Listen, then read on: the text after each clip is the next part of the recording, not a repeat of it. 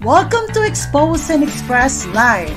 And here are your hosts, Jenny Umali,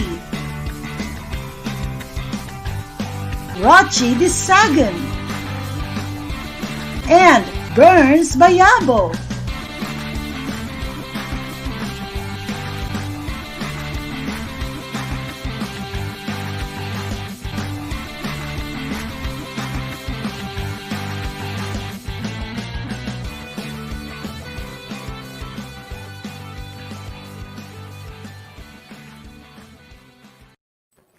Hello, beautiful people. Welcome to Expose and Express Live 2021. OMG, I'm so excited to be here today because this is our very first time to show up again for all of you. And I would love to introduce myself. I'm Jenny Umali. I am a Reiki healer, spiritual life and business coach of Purple Light Reiki Healing and Circle of Spiritual Women. And I would like to introduce to you my co-host, Burns. She is a business builder coach of Kickstart Digital Media Strategy. And of course, Rochi Disagan, the health and wellness blogger of the Frugalista Mom. And you know what, guys? I know that we live in a superficial world, and this stems from the need of people to attain perfection. And the boom of social media is a main contributor to having this idea of an attainable standard of beauty. And this idea of perfection in the minds of young and mature individuals alike is very detrimental to their overall well-being. And it may come as a surprise to all of you. People in your family have this kind of distorted perception of what they should look like. And I am saying this because I myself have had encounters such and have experienced such not really good perception about beauty. And so don't forget to stay aware and always have a level of concern to those people around you by simply asking how they are or showing them support in whatever manner you see fit that doesn't cross boundaries.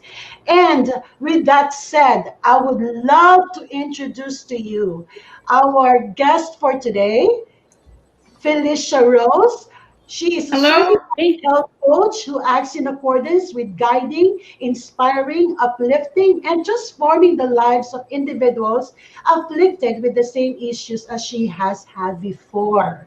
Her mission is to help women, especially to live their healthiest lives in a body they truly love. Amazing. Hi, Phylicia. How are you today? Hi, thanks for having me. I'm good. I'm so honored to be here today. Welcome. I'm very happy to. We are very happy that you're here today. I know that it's a surprise for you because I understand that we just talked a month ago, and the reason why I really felt like I was drawn to your niche, which is health. You're a health coach, right? And I Yes. saw your profile. I checked your About Me page, and I saw that one of the things that we have in common is being bulimic.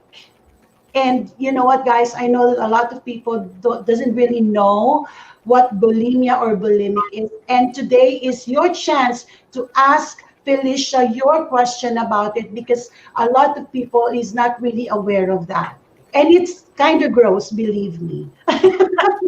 It is gross. But you know what? You look absolutely amazing, and I want to get right into it. So, Phylicia, what kind of body issues were you dealing with before? Oh, wow. Well, definitely started with body image for sure. From a very young age, I hated my body. I looked a lot different than my friends. They were all a lot smaller than I was.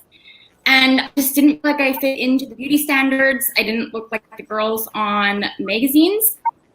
And that is what led to the very disordered eating patterns. What started as dieting turned into these binge eating episodes, and then eventually the bulimia developed as well too. And the more dieting that I did, the more it just turned into these very erratic binge cycles over and over again. It was very stressful on my body. Like sometimes I would lose and gain about 40 pounds at a time. And when I was 16, I even developed shingles because of all the stress that I was putting on my body. Wow. So how old were you then when you started experiencing these issues? The body image issues started like when I was really young. I was probably about 9 or 10. And Wow. then the eating patterns probably started around 13. Okay. Early, huh? So yeah, so let's talk about bulimic. Let's talk about bulimia. We call it bulimia in the Philippines, right? So when did you realize that that's one of the tools for you to lose weight? Is it right? Right? Because I know I can relate. Because I remember I love to eat. My mom loves to cook. And so I was very young when I started working as an entertainer in the Philippines. So somehow there's like a pressure of me being looking I should have a certain look for me to be able to get a role or something like that. Or maybe it's just only in my mind, you know? So when did it started? What were you thinking then? How were you feeling then? Yeah, I remember, I think, learning about it from TV. I think on a Mm. TV show, it was talked about, and I was just like, wow, what an amazing thing to do. And I think it was just one of the binge episodes that I was like, okay, I need to do something to undo this. So that's kind of what started it for me. Did it last long? How long did it last? Oh, probably went on for about, like, on and off for 10 years. Oh, same thing. 10 years. Same thing. I remember, Rochi, we talked about that last Wednesday, right? Yes. That was I I Enchanted think with that was Roach. that was my very first time that I mentioned that I was bulimic because I don't really talk about it. I don't really talk about it because I felt like, somehow it's a sin or something like it's a mental disorder or you're not complete, I'm insecure. So I don't want people to know that I'm going through that stage. And believe me, I know a lot of people, I know a lot of friends also into that kind of business who's still having these issues with their eating disorder. Rochi? Yes. I'm a mom of four, and right now I have two girls who are teenagers, 15 and 17. And as you know, maybe from your experience, this is the crucial age when it comes to, I would say, binge eating, anemia, and anorexia, because I have a psychology background. So I do have that. And that's why at a very young age, I try to um, help my kids, because they have food allergies as well, to have good relationship with their food. Like I don't want them to be deprived. I don't want them to rely on food that much aside from other things. But anyway, since we're talking about bulimia and this kind of I would say eating disorders, what do you think are the signs that parents should watch out for? If their kid, because teenagers are always hiding themselves or doing something else in front of you. So, Experimenting. yes. So, what are the things that we can watch out for if our kids are already, probably experimenting on that kind of behavior? Yeah, I mean, there's definitely a list of signs and symptoms to look for, but I think the best way for me to talk about this would be kind of to go more into detail of my story. Okay. Would that be okay? That's good. That's perfect. Yeah, then you can just kind of pick it out from my story. But I remember even from a very young age, like as young as 5, I wouldn't even play sports because I was so worried about what other kids would think of me. So I had, I guess you could call, like, really low self-esteem. And then that was when I was about like 8 or 9 was when I became really obsessed with my body. That was when I noticed my friends were smaller than me. I had quite a bit more weight than they did. And I think that's when the warning signs started, is because I became really concerned and worried about calories. I remember there was a time that I wouldn't eat even certain fruits like pineapple and bananas because I thought that they were just too high in calories. And I mean, at age 10, I think that's pretty young to be worried about calories, and I sure was.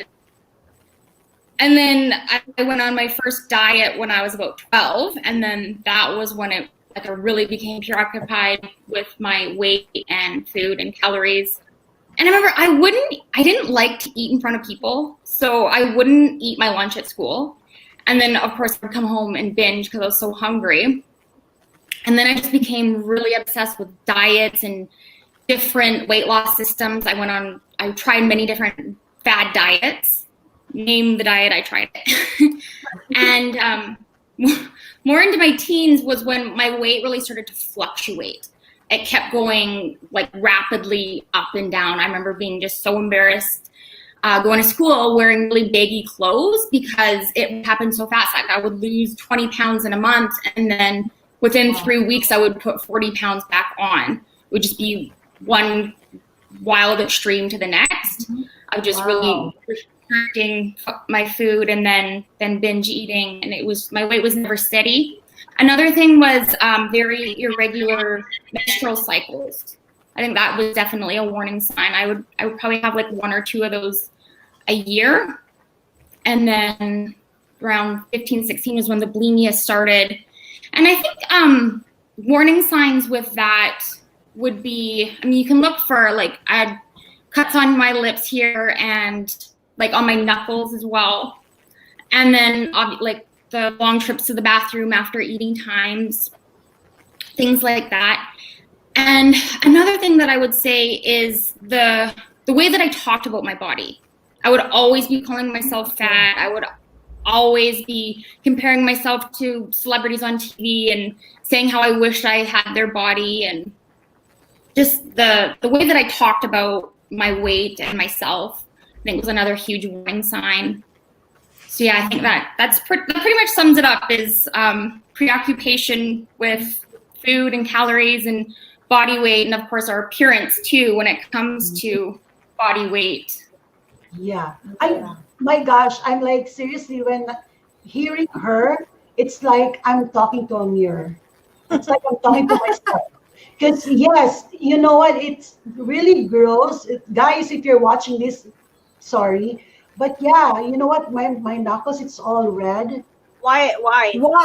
Because we have to we have to do we have to What does that have to do with we have to induce as far as we can. Also, so that you As can. long as we still feel that we're still bloated, we still need to do that.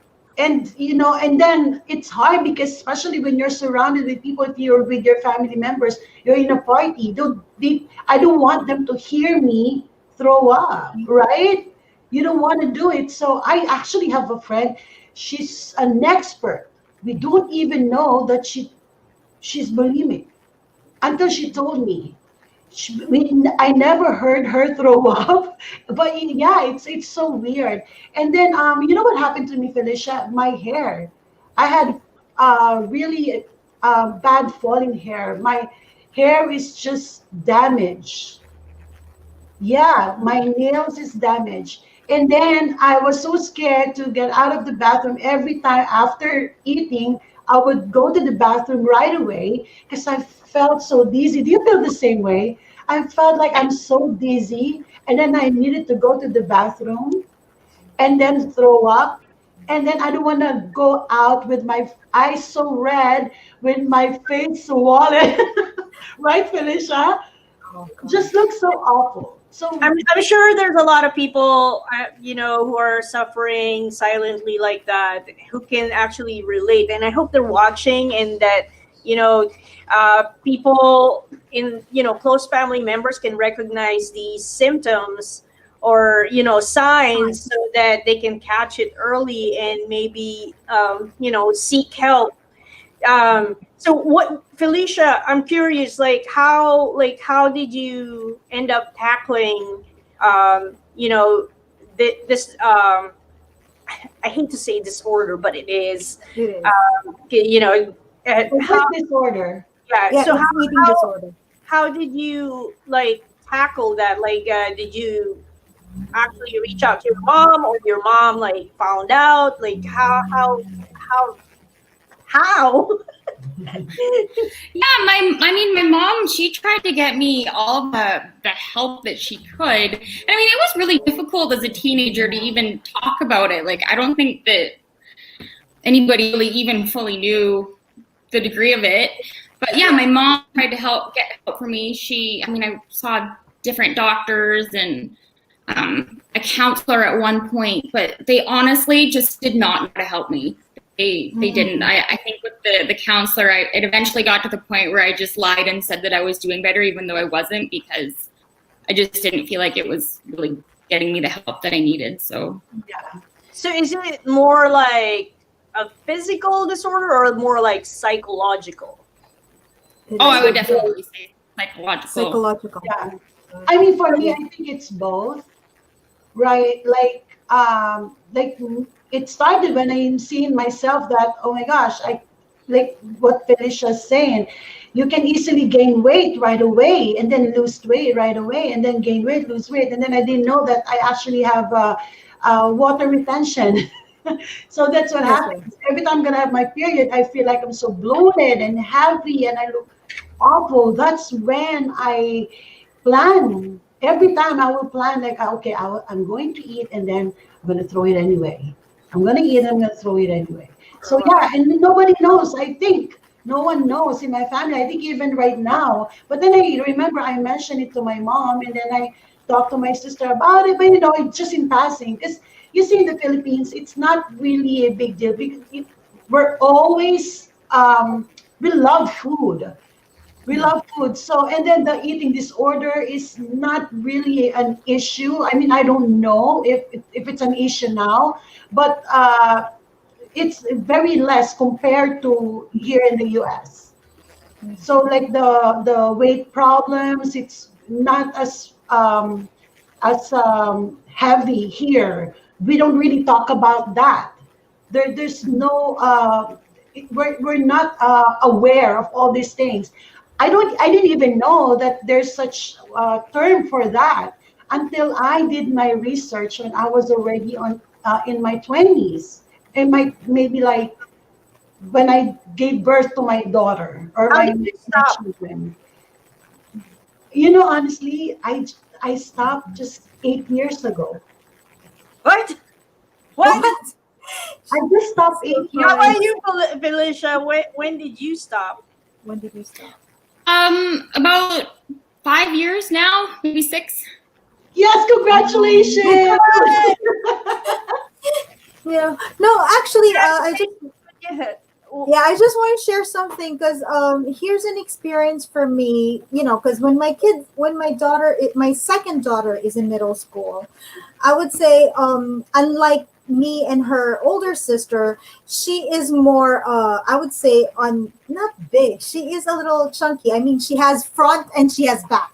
Let's put it this way, because my other daughter were both like flat chested. We don't have much meat in our body. So when she was in fifth grade, she started to reach puberty. So she's developing in the front and the back, and those are extra weight, right? Yes. And then all of a sudden, I received a letter from the school. And then you know what she's before I even opened the letter, my daughter already told me, "Mom, they're telling me I'm fat, right?" And I'm like, "What? What?" Like what? Gosh. So I opened the letter, and Oh there it is. It was a letter from the nurse that says, "My daughter is overweight by maybe like point." I would say her BMI is in overweight by point 0.5. Point 0.5. I mean, And then- seriously, Like seriously. And I was like saying, wait up. That's winter. Did they remove your boots? Did they remove your jacket or your sweater? Or you're wearing thermals under your jeans? You know, like you have those Yeah. layers.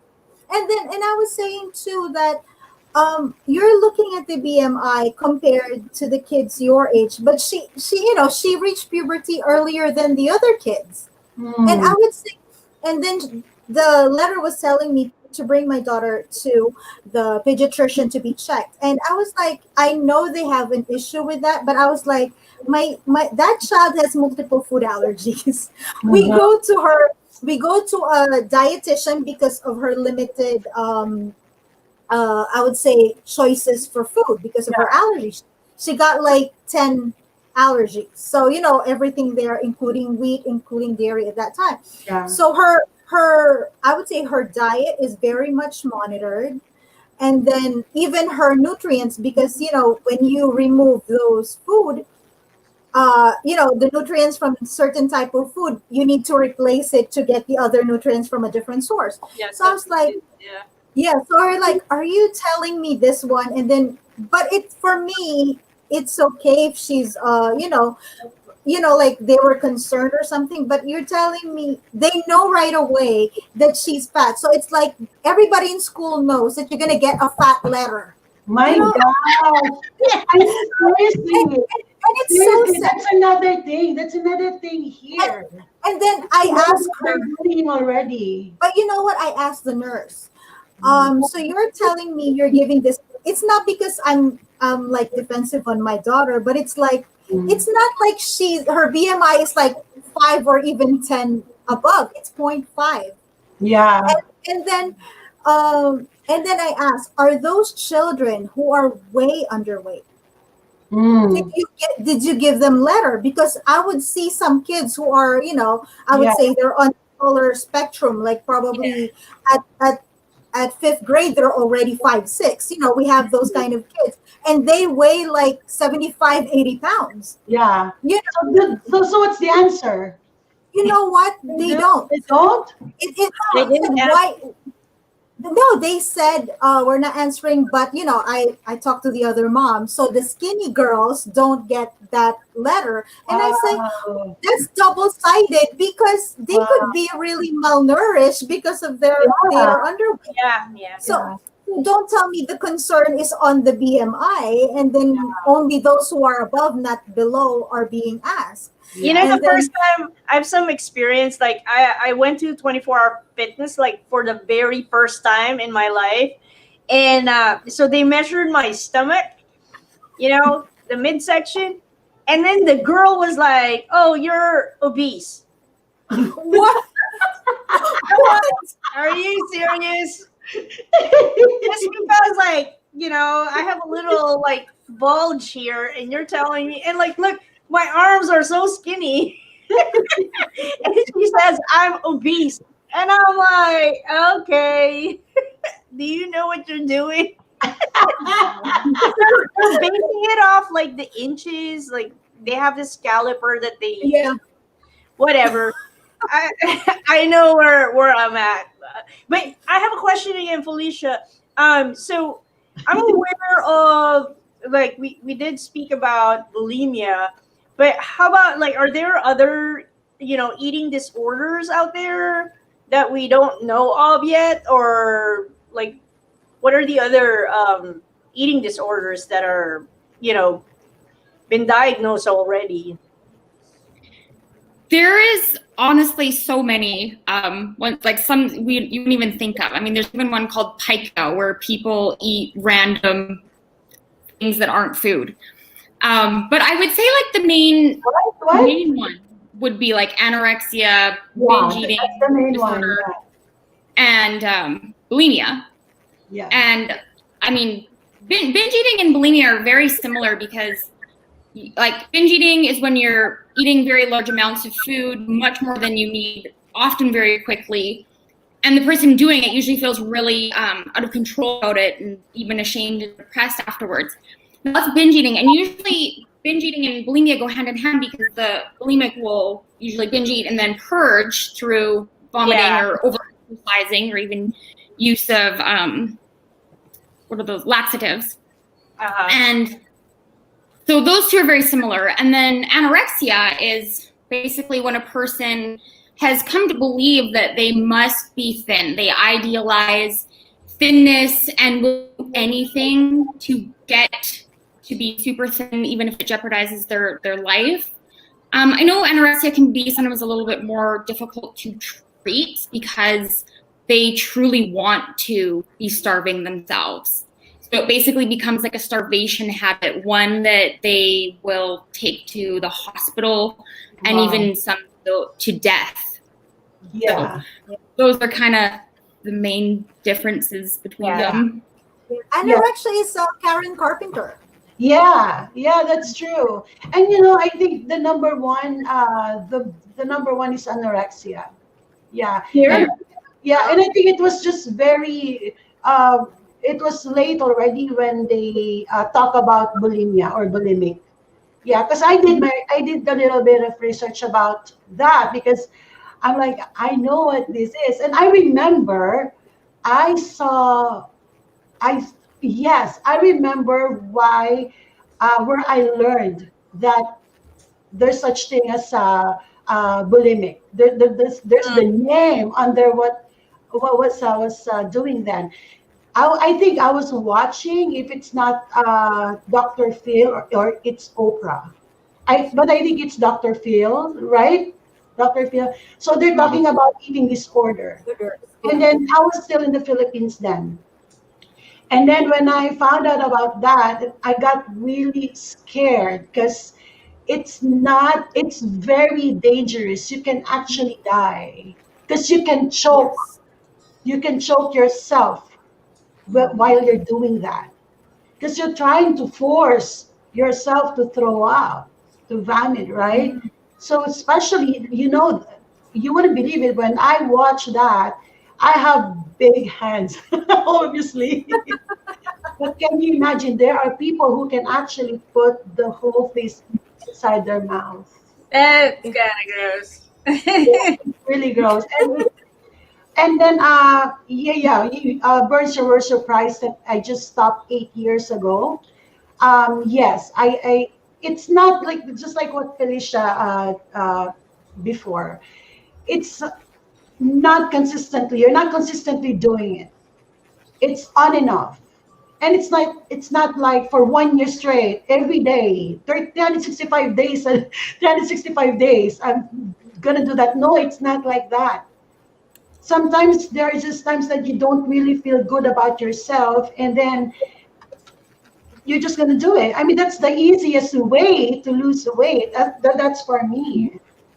And then, and even if I wasn't, I know even if I wasn't overweight, I felt like I'm still heavy and loaded. So it's not really good. And my children actually noticed that. And so, Phylicia, you were denying it at one point, right? You denied that you're bulimic. Yeah? Yeah. Yes, me too. I did. And even my children noticed that, like, Mom, actually that was an awakening for me because Nathan, my son, told me that, Mom, I know what you're doing. I How know old that. was he? I think he was 7 or 8 that time. He said, Mom, I know what you're doing. Every time you finish eating, you'd go to the bathroom, and I hear you. And you're the only one who didn't know that we know. Yeah, and I said, I just remembered something. every now and then he would remind me. He would remind me like, Mom, are you still doing that thing? And I said, no, not anymore. Yeah, and then finally, How about Phylicia? Like, what was your paradigm shift? Like, what was the shift that made you, stop? Yeah, kind of similar. As I remember when my daughter was about 2 or 3, I again went on a very restrictive diet, lost a bunch of weight, and then I was back in the binge cycle. So I was putting a lot of weight on and battling bulimia with that too. And I just remember looking at her and thinking, you know, like she deserves a way better role model. And I didn't want her to grow up to see me like Jenny's son and know what I was doing. And then I also didn't want her to develop the exact same habits. So that was kind of the turning point. I knew I needed to change for her. So what was the first step? Oh, sorry. What was the first step and like what did you have to do to get you out of that habit? Or you know, because that would sort of like become a habit of like, you know, after eating going to the bathroom, like what broke you from doing that, aside from like, you know, realizing you have to be a better role model for you, but you know, like physically, what did you have to do? Okay. Yeah. Well, I know, like, I remember in my teens being really frustrated trying to get help because there wasn't like a lot of help out there. Like, I didn't know the answers. And I remember I would always be Googling, looking for answers. And the main ones that came up were always just about control food more, follow this nutrition plan, and things like that just weren't really helping me. And then what happened is when I was, about 25, about the same time that I kind of had the realization with my daughter, was I was actually scrolling Facebook one day, and there was this post on an invite to a webinar on how to end binge eating. And it was hosted by Samantha. I don't know if you guys have heard of her. She's got a podcast and does a lot of amazing work in the world. And I just remember thinking when I saw that, wow, if I could actually end the binge eating, it would solve all my food issues. I would stop the bulimia because I wouldn't need to purge anymore. And then it would stop the erratic fluctuations in my weight as well, which was really crazy in itself. So I felt like it was the answer. So I went on, like I joined the webinar and then loved how she had talked about it. Her solutions were much more emotionally based and coming up with different ways of managing your emotions. So then she had an invite to a 6-month program, which I joined, and that was life-changing for me, going through that 6-month program with her. The bulimia stopped, the binges stopped, like everything changed. That's when my weight finally started to normalize, and yeah, it was just amazing. So it was a lot more like mental skills that I had developed through that, as opposed to just food based. True. So, Phylicia, how much food would you say you consume when you have binge eating episodes? Like what triggers you as well? What was that? What usually triggers you? And then how much do you consume? Like, do you like the whole day? Are you gonna just sit in the couch and binge eating while watching? Because you're sad? I mean, it definitely varied from time to time. I would say it was mainly like one time in the day, as opposed to, I mean, maybe sometimes all day, but mainly like one time. But like how much? Just so, like, I guess what would happen is because I would be on the restrictive diet, I would forbid, all of the carbohydrate type foods like cookies and cakes and bread even. And then what would happen is I would get to this point where I'd be like, okay, well, I'm just going to have one and not let it get out of control. And then it was, as soon as I had one, it was like a trance. It took me over. And then just eating until I felt sick. And then that was, when I would usually purge. Yeah. See, with Phylicia, it's different. It's different with mine. Mine is that it's more of like I'm pressured because I have to maintain the weight because of my work. It's more of that. And then I'm not mad, I'm not upset or disappointed or anything. I don't have any negative feelings about my past, but I used to be, when I was a baby, I'm chubby. I'm like, seriously, I have like a sausage on Yeah, I'm so chubby cute. So and then I have curly hair. And I remember every time I go to the province and visit my aunts and my relatives there, people will always tell me and bite me on my cheeks and say that, oh my gosh, you're so fat, you're so fat, you're so cute and fat, cute and fat. Mind you, cute and fat. So I'm like, okay, this is cute. Being fat is cute until I go to school and I saw all my classmates and they're like, wait a minute, this is not cute. Exactly. Being fat is not cute because I can't run in this. But I do remember, actually, I remember at an early age, I was already skinny. I remember I was in grade school. I was already skinny then. But you see, that got stuck in my mind. And even if I'm skinny or not overweight, they will still tell me that I'm fat. Or if they see me that I'm bloated, they would already tell me that, hey, you gain weight. You gain weight. And I'm like, yeah, so it's really bad to gain weight. So that really affects my thoughts and my feelings in terms of being healthy and whatnot. So I remember I told my mom about like me being fat, and she said, no, you're not. It's just that you need to maintain your body because of work, right? And I totally understand that. But then the minute I noticed that I'm not happy anymore, that every time I eat, I have to stop myself. And then my mom noticed that. I remember she noticed that, and she said that you need to eat. You're so skinny. You need to eat. You need to drink Milo. You need to drink Ovaltine. You need to eat your eggs. So and then when I'm gaining weight, she would say, you have to stop eating junk foods. So I really don't know where to go. But yeah, so and then when I realized that this is not good, and then my actually my children already talked to me about it. And then I know, because Phylicia, we got depressed afterwards, right?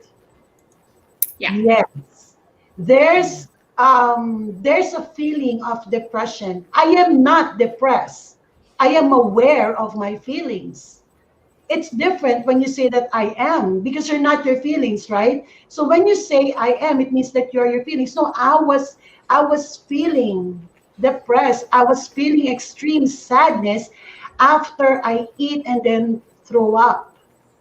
And I was thinking, like, why am I doing this to myself?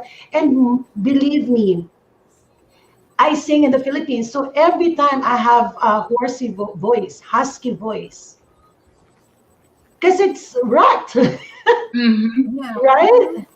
Yeah. Because you tend to do that thing. And so what triggers me actually is way different from yours. Mine is more of like pressure of just really how I look.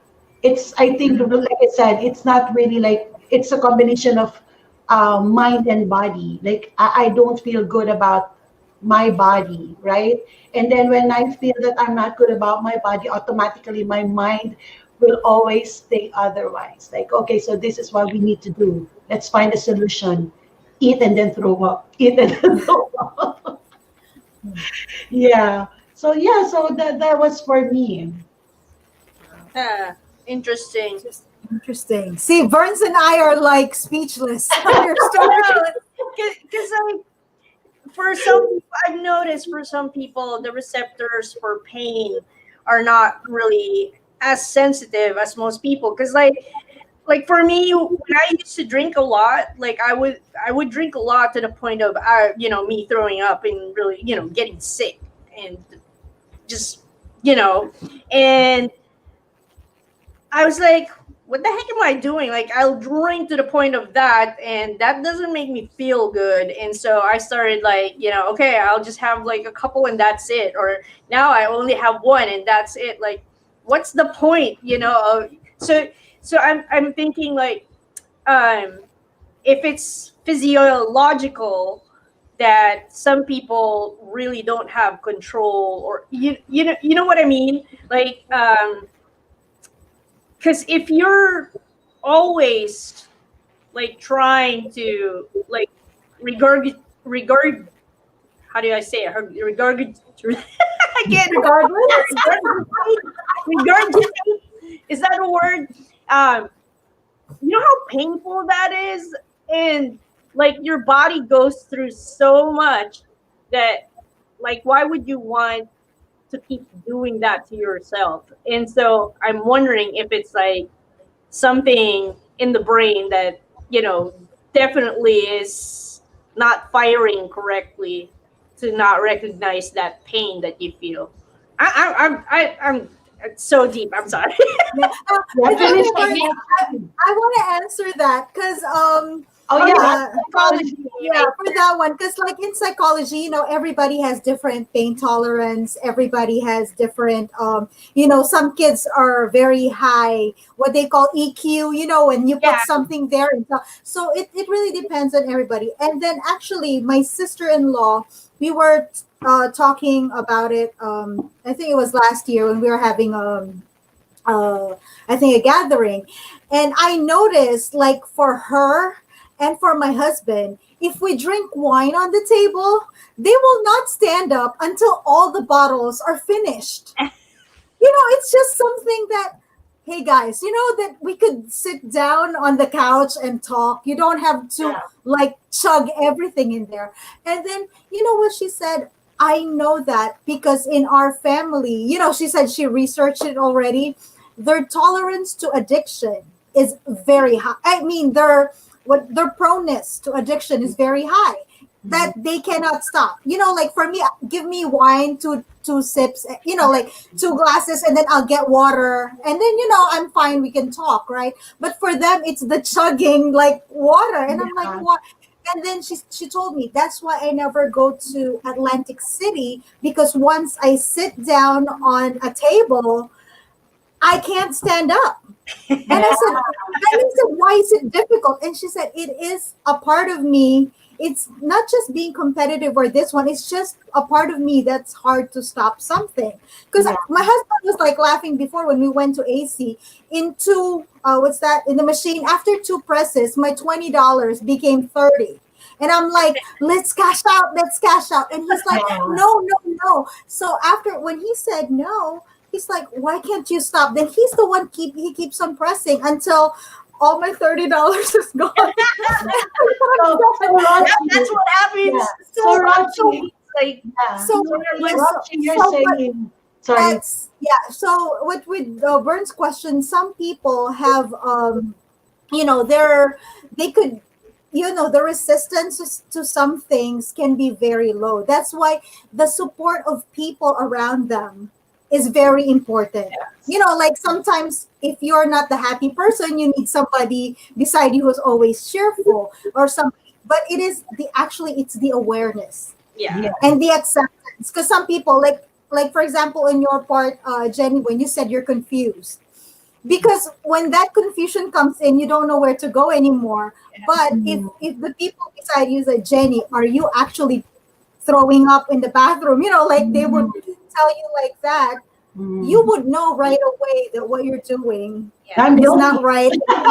That's why I think what Phylicia is doing now is very important. And since you've undergone and experienced that situation when you were younger, you're able to help those who are still undergoing that. And tell us a little bit about your program, how you're helping people suffering from these eating disorders. But before that, Phylicia, so I want to ask first before you answer that question, in regards to your program, when did you realize that you needed to create this program?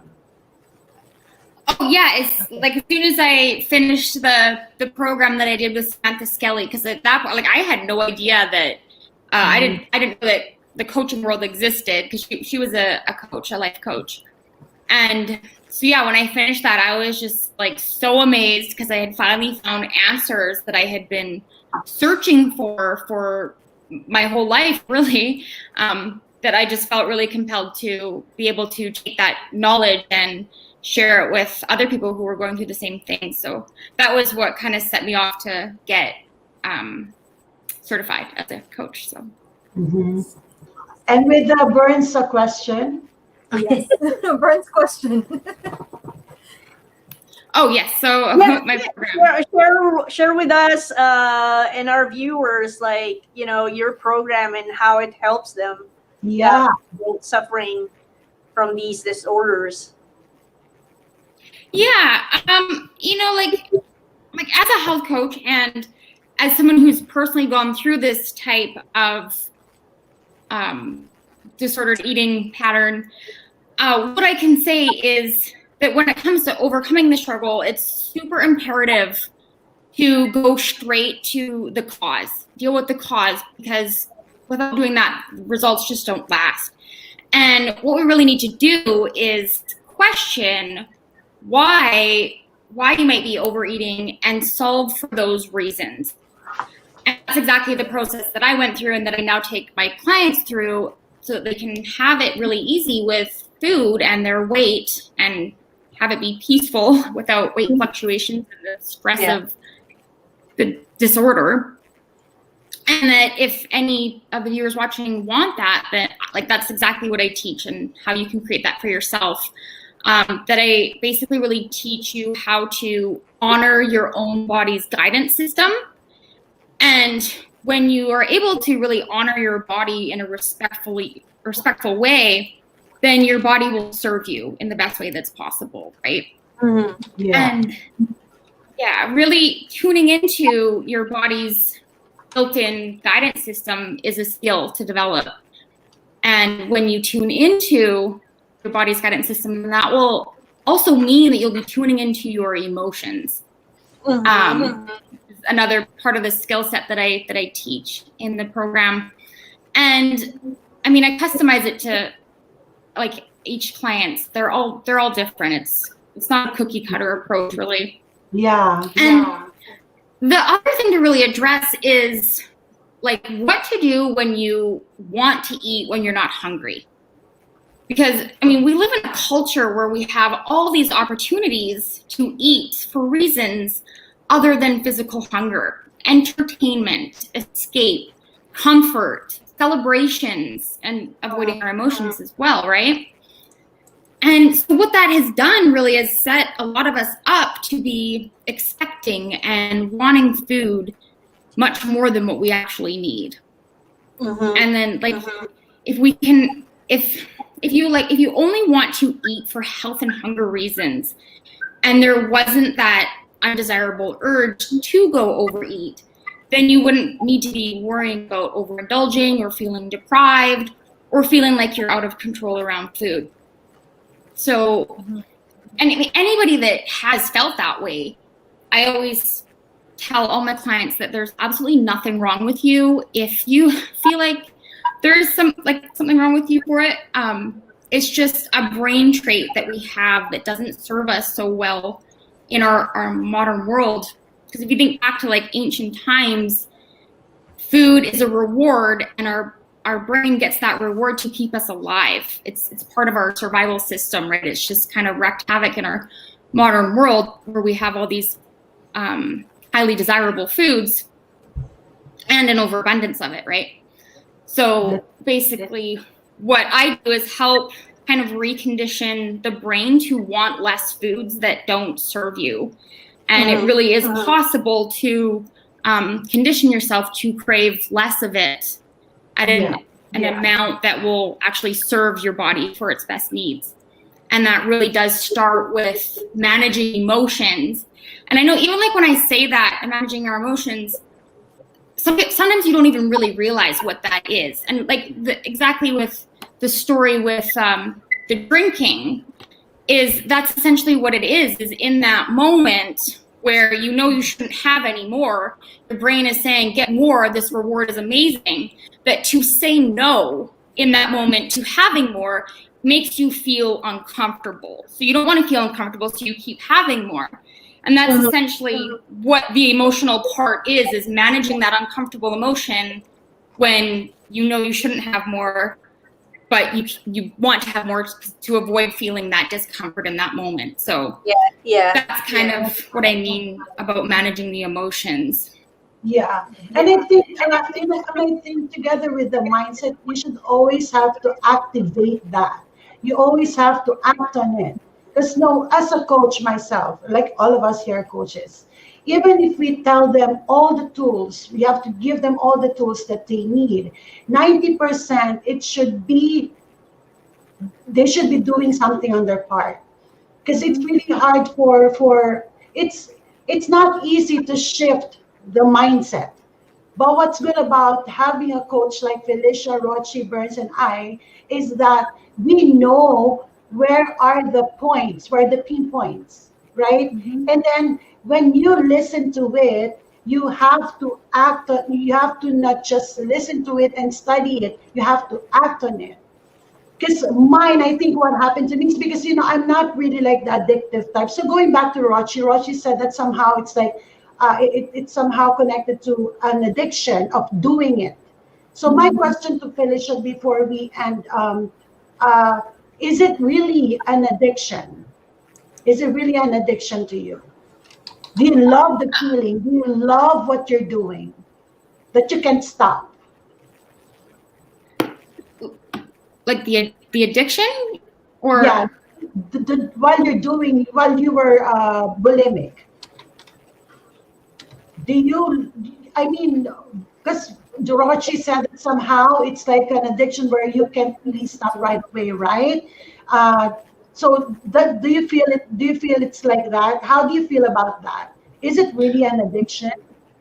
I mean, I always think of addictions as like drugs. And I mean, I would say it's very similar. I would say that the neural pathways in our brain for love and for addiction are very similar. So Yeah.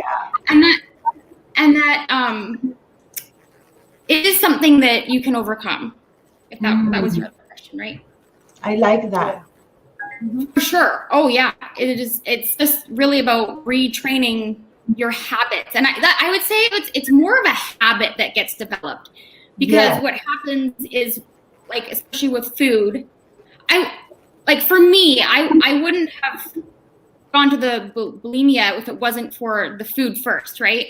And that's where I think it becomes a habit, because our brains are designed to do things habitually. And when you add a significant amount of reward, like food or alcohol or drugs, it just becomes much more unconscious, a lot quicker, and a lot more powerfully than and then the habit that gets developed is your automatic brain just kind of wants to do that behavior without even conscious thought, just because of the reward associated with it and the amount of times that you repeat it. So it's really, like, the way that I teach it is we really have to start to slow it down and bring all of that unconscious behavior into the consciousness so that we can start to choose differently. And that, like, it's definitely not an overnight thing. It's definitely a process. It takes time, and it takes a lot of mistakes and learning from them as well. That's right. So let me just say hi to Evie, Evelyn Delaney, who's watching us. And I want to say hi to Jojo, Sel, Tweet, Junior, Jojo, Vincent, and Mary Ambo for watching, and all the people who's going to watch the replay. Because we don't really see all the people who's commenting for some reason. And Evelyn said, such an important topic. Thank you. In college, I watched Dying to be Thin, a powerful documentary from PBS about anorexia and bulimia. It's a documentary that educates both men and women and can potentially save lives. Yes, Evie is actually, she's our number one supporter. She loves to watch our show every Friday, every Saturday. Thanks, Evie, for watching. And sometimes she would watch us on her huge TV. So anyway, and I really like our topic for today and our episode for today, because a lot of people, not just here in the U.S., but all over the world, there's so, it will, you know, being bulimic, it starts early. It will always start at Early. age. So I really want to encourage parents, aunts, friends, all of you, just one question. Just ask your children, just ask these young people, how are you deeply, right? That question is very shallow to some, but for those people who are going through a lot and who are going through the same thing that we had experienced in the past, which thank God I'm done with that because it's really hard. So just a simple question, how are you deep within? Not just ask question, are you okay? Of course we're going to say we're okay, but you wanna ask them to sit down with you and really talk to them about these things, because it's not easy to be in this kind of situation. It involves a lot of things, mentally, spiritually, emotionally, and physically. So Felicia, with that said, what is your biggest, or what is your advice to all the people who's watching us right now, both for parents and for their children? Yeah, I definitely say that please don't think that anything is wrong with you if you've experienced this or you know anybody who's experienced it, and definitely not alone. I know a lot of the clients that I work with really think that they're alone in this and that there's something wrong with them, or they label themselves as failures, that they'll always be that way forever. And that's how I felt too, but that is absolutely not true. We can really overcome this, and it's just that, like, I mean, with bulimia and binge eating, is that food just becomes a really compelling reward to our brain and just makes us desire it more. And if you get mad at yourself for thinking that there's something wrong with you, then it's like getting mad at yourself for being human. And I would say even people who don't struggle with it, doesn't mean that they're any better or anything, but just that maybe their brain isn't as sensitive to the reward of it, or they haven't been conditioned the same way, or maybe they've just learned to be around food differently, because that's, I mean, it's a huge part of our culture is food. And I mean, if you are struggling with this, it also doesn't mean that you're doomed. You just really need to learn how to manage your own brain around food and really take a journey inwards without needing to force more control or trying to even manipulate your environment, like going on a diet or keeping food out of your house or avoiding triggering situations. And the struggle with food is really just a sign that you need to go in and start paying attention to yourself emotionally and dealing with it instead of constantly avoiding it by eating food. And it's once those underlying issues are addressed, then what's driving that behavior in the first place will start to change. Yes. And then once that's solved for, then the struggles with food and the weight will slowly start to disappear. That's amazing. You know what? I truly believe in what she's doing, what Phylicia is doing for everybody. She's helping a lot of people. She's helping a lot of. She's saving lives here. Yes. Oh yeah, yeah. Yes, definitely. Because like I said, I myself, it's my own personal struggle. It was my own personal struggle, and the only thing that really helped me was meditation. I started doing meditation, and then every single day I would tell myself, I love myself. I love my body. I love everything about me. I begin with I love my hair. I love my eyebrows. I love my eyes. I love my nose, my lips, and then I love my toes. So, uh, for all of you who's maybe asking, what is about the mindset that we need to change? What will be your Phylicia? What will be your main mantra or affirmation to easily shift that mindset from being negative into positive when it comes to body? Oh, there's so many, and that's a huge focus that I focus on in my program. But I think the number one would be that you get to believe whatever you want. If you want to believe the negative things about your body, you can, but you also get to choose to believe the best things about yourself, no matter what anybody else says, no matter what you see on the TV. You can choose to think that you are beautiful superstar. It's your own choice. Yes. So, Phylicia, can you please invite them to your Facebook? Invite them to your group so they can see more of you. I know that a lot of people who's watching us right now would love to join your group. Absolutely. Yeah. If you can relate to what I talked about today and would like some more specific guidance from me and the tools and process that I teach, yeah, please follow me on Instagram. My handle is at positive mind, positive body __. And then I have a Facebook group, which is called Overcome Binge Eating, Overeating, and Emotional Eating Support Group. You can find me there, and believe me, you do not have to sit there trying to figure this out on your own or feel alone in it.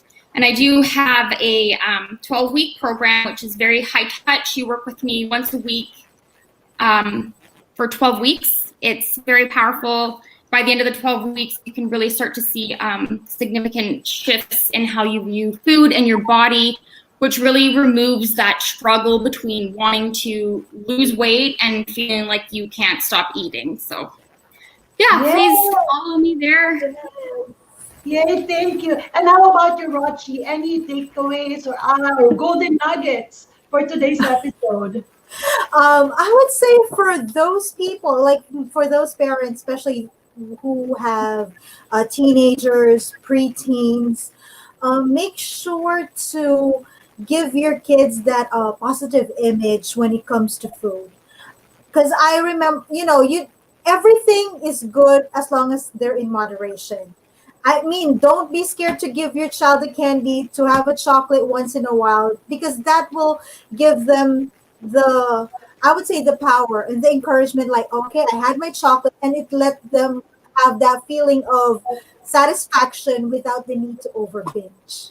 Because I know some kids who will be like hiding candies because their parents say no, they can't have it, and I think that's a very crucial time, because we're teaching kids, especially eating is a life skill.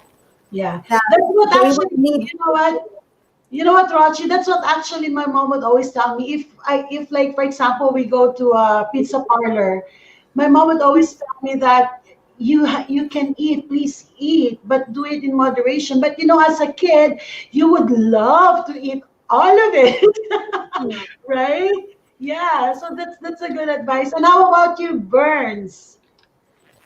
For me, I think just like Rochi, like I think there should be some kind of reward for like the treats.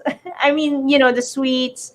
It shouldn't be deprived for them. I think it's important that they feel they're not deprived of something. That's why they like hiding away in their closet and just like devouring a whole cake or some sort. I think it's important. And also, setting up a good example, exercising, making it fun for, make it a whole family affair. I mean, I've seen some families making, eating at a buffet also a family affair, which is, Yeah. so Hey, I just went to a buffet today. I The whole family. in I think it's like in moderation, maybe once a month or once in 2 months. Go to. Yeah. Yeah. I That's don't a know good. if those are like helpful advice, but I think like not depriving someone of Yeah. these little things from time to time. Yeah. Everything is good in moderation. That's all I I can say. like that. I like the word deprived, because it does happen, right? Like when we feel that we are deprived, that's when we Eat a eat lot. more, or you know, I mean, it's not only applicable to eating. When you're deprived of something, you do it like, behind someone's back, and Yeah. just do Yeah. something. Yeah. So I think Well, it's important. It's important to reinforce uh, good habits, instead of deprivation. yeah. Well, thank you so much, Burns. Well, as for me, as like again, personally, I've been in that darkness, and it's not an easy it's not an easy experience, and even the journey itself is very, very hard. But you're always gonna get through things, especially when you really focus on what you want. Do you want healthy body, or do you want a deprived body, right? So I choose healthy more than being skinny, but I'm not happy with still how I look. Because no matter what, no matter how you would want to look, if you don't really love yourself, if you don't believe that there's a special part of you that's unique, then you would always compare yourself to other people. I think number one, for you to be able to not be in this situation, just like what we experience, is to really just look at yourself and begin with telling yourself how beautiful you are every single day, every morning. Because people around you, they're not going to tell you that you're beautiful every day, or they love you, or they care about you, or you're a goddess, or your eyes is pretty, or your smile is pretty. No. Even if you have a husband, or even if you have a wife, they're not going to tell you every day how beautiful you are. But you have you every day. You would wake up every day and you have you every day. You look yourself in the mirror and tell yourself, I am beautiful. I am loved. I am my own universe. And I think when you want to really shift your mindset from being negative into positive, is just do the obvious. Say good things about yourself, right? Do you love your body, Burns? Of course. Do you love your body, Rochi? Of course. How about you, Felicia? Do you love your body now? Every day. Every day, yes. I love my body now, even if I gain 30 pounds. I love every part of my body. And I thank God, and I'm so grateful for my body, because this is a vessel so that I can actually do what I need to do to serve other people. So, thank you so much, Felicia. I know that we have overtime, and a lot of people actually love our episode for today. And anything else that you would want to share with us, Felicia, before we end the show?